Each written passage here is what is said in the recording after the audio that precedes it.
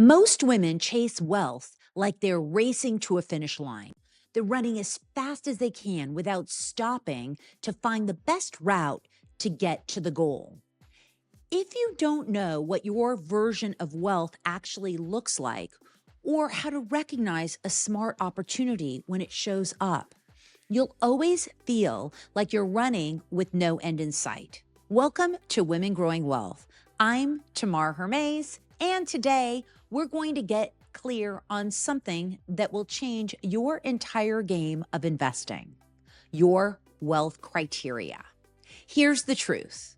Once you define your standards, what you say yes to and what you walk away from starts to align.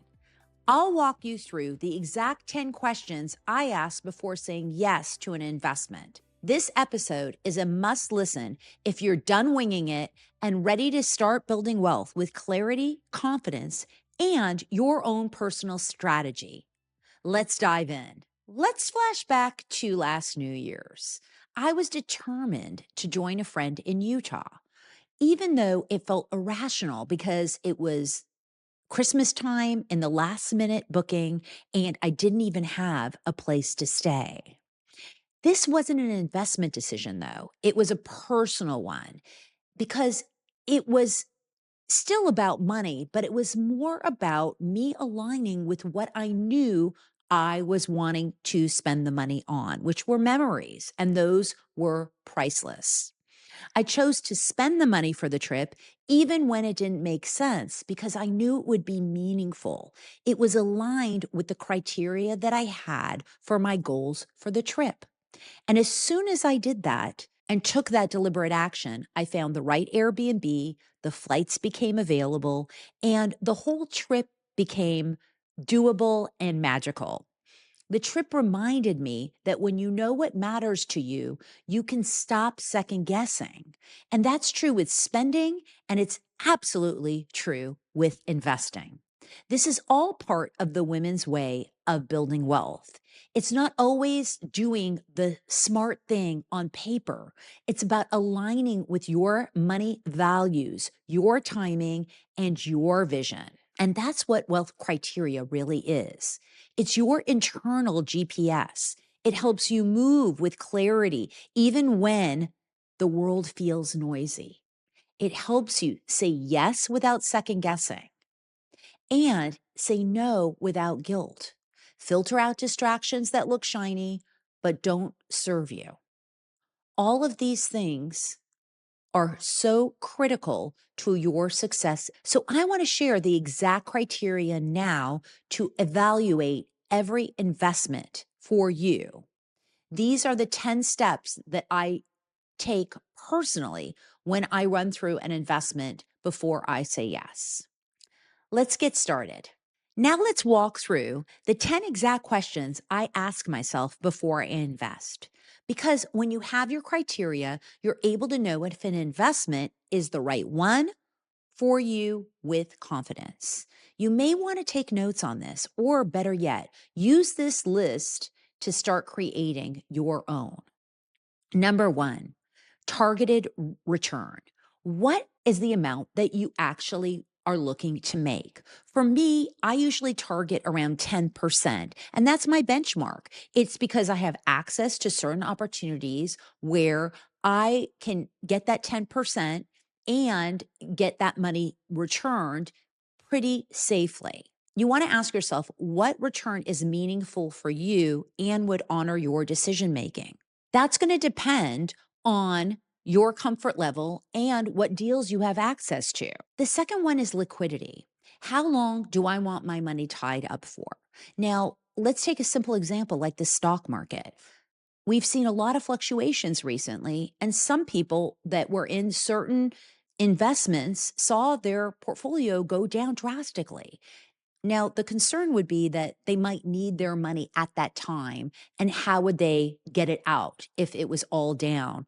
The way that I evaluate that is I look at how I can have certain vehicles that are in my portfolio that are a little more risky versus a little more stable. That has to do with another criteria. Number three, which is diversification. I always want to diversify my portfolio and investments with real estate, with cryptocurrency, with assets in the stock market, and the list goes on commodities. And I like to have a variety because it enables me to have variance. If one goes up, then the other one goes down, and I can ride waves longer because sometimes investments will take longer to mature. Number three has to do with your risk level. Now, one thing I want you to understand is that just because there's volatility does not mean that an investment is risky. We need to understand, though, how long we can manage that volatility for. So if we go into a deal that maybe is a real estate deal where they're projected to exit in 5 years, you need to be able to figure that it might take maybe 6 or 7 years based on the plan. And so you may need to keep your money in longer. So you need to have that variance inside the investment. That said, if you don't like that type of investment and you want to not have as much risk, you do need to look at something like an S&P 500 or an ETF or a single family home where you can make cash flow and lock in the interest rate for 30 years and know what you're going to get back. And that return might be perfect for you. That's about defining criteria. Now, we've touched on this briefly, but number four is about timeline. We really need to look at what our timeline is in terms of how long our investment dollars will be out. And we need to generally, with investment dollars, take those investment dollars and look at them more as a long term play. Because when you're looking to get in and out of deals and make money quick, you're really looking at highly volatile, risky deals, which we here at Women Growing Wealth are not huge fans of because it is too risky. You could just put your money in and think you're going to get money out on the next day. And that's generally not how it works. But if you invest in a stock like I have, let's say Tesla, for example, and I've been in it for 5 years and I've seen a 10x return because I'm willing to put my money in there, believe in the vehicles and uh, in the opportunity available in the growth, and then I'm able to see that growth even when the stock goes down a bit. And if you want less volatility in a stock, you can do something like the ETFs where there is a basket of investments like the S&P 500 or a Vanguard ETF. Number five is really critical. It is tax benefits. You always want to look, if you're looking at an investment, if there are tax strategies involved. Now, we have various tax strategies. As we know, real estate is one of the best vehicles. We have cost segregations we can take. There are a lot of advantages in owning a business in terms of how much you can make when you are able to do tax deductions legitimately and research and development and all kinds of resources. There are also other kinds of vehicles like solar and gas deals that also offer tax strategy. So, the most important thing with tax strategy is I always say you don't want to let the tail wag the dog. Don't invest in a deal because there's a good tax strategy. Invest in a deal because you like the deal, you believe you're going to do well with it, and the tax strategy is advantageous. You can also look at opportunity zones. Opportunity zones are very tax advantageous because they will allow you to defer the amount of principal that you put into the deal. And after 10 deals of being in an opportunity zone, you get all the interest that it's made, all the income it's made tax free. So that's another great deal. Just goes on, the opportunities. So you want to explore that. And if that's something you're looking for and you need a tax haven, you need to be exploring those types of opportunities. The next piece of criteria that I look at has to do with control. If I'm going to invest with a partner and the partner is going to operate the deal, I'm not going to have as much control as when I buy a duplex or a fourplex or a multifamily or whatever it is with my family and my money, and I am controlling the entire deal. The difference is that I'm going to have a lot more work if I'm controlling the deal. I will have a lot more control over that deal because I'll be able to control the strategy. I'll be able to control when I want to sell the deal. Whereas if I'm in a passive deal, which means that there's another operator or a partner doing the deal, I don't have as much control. But what I do have, if I do it correctly, is time, because then I will make a good return, maybe 10% plus annualized return, and I will not have to do the work. For many business professionals, this is one of the key components that needs to be addressed, because if I'm a busy doctor, I don't have time necessarily to manage a portfolio of real estate. But if I can find operators that can do it and that I trust, I can make both levers work at the same time and be making money in both streams without overwhelming my time. Number 7 has to do with access to the deal. Now, access has to do again with if I'm investing, as I do frequently, with partners or in syndications, meaning that there's operators that are managing other people's money. I want transparency. I want to make sure that I can ask any question. I want to make sure that I'm checking all the boxes inside of that deal and that there's nothing there that looks like it's not going to be a clean deal for me. And those are variables inside of the Women's Wealth Code and variables inside of due diligence that we need to check off. Variables inside due diligence are critical to make sure that you are checking all the boxes inside that deal. And transparency is key. Number 8 has to do with impact. And impact, we really can even go back to what I was talking about on my trip to Utah. It had to do with the memories I was creating, the impact that I wanted to have in my life. It's not just about return on investment, then it's about intention. And oftentimes, I will like to invest with a woman that is operating a deal or has a business that I want to support. And that aligns with my values because I believe in women growing wealth. So you want to ask yourself, what actually are your values that you align with, and make that part of your criteria. Number 9 is critical. It's about reputation. Who are the people that you are trusting to do business with?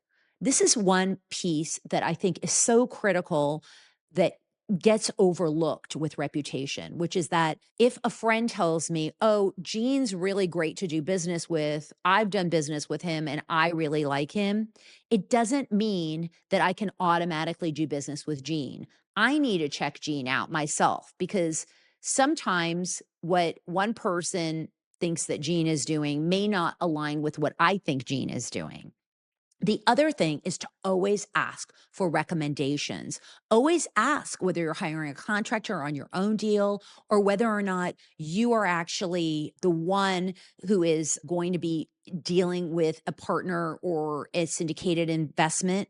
Always ask them to speak with other investors who have worked with them. Do as much what we call due diligence as possible. You really want to make sure that you are checking someone's reputation thoroughly. I would Google them. We've even gone as far as hiring private detectives or background checks to make sure, well, we will do background checks on certain investors to make sure that if we're putting their money in with them, then they have a clean record. And that's something that actually gets overlooked more than you think. Number 10 has to do with the exit plan. What happens if you decide you want your money and you need to get out of an investment? This is something so critical. And I had talked about the diversification play and why you can see now in the exit strategy that it's so important. So you want to create an exit strategy if you're operating the deal, and you also want to know the exit strategy of the partners that you're working with so that you make sure that it is aligned. Now, you can't always do investments to a science, right? Because we don't know exactly what variables are going to come into play.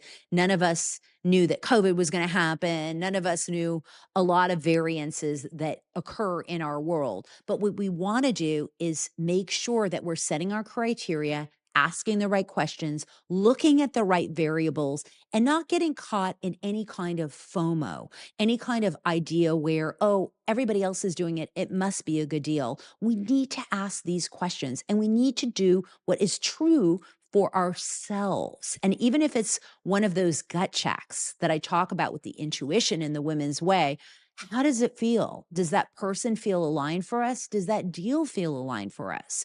And strategically, do we really see how that can work for us? Here's your next move.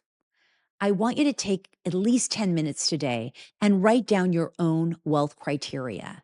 Not one that someone told you to care about, not one that looks good on paper, but your criteria.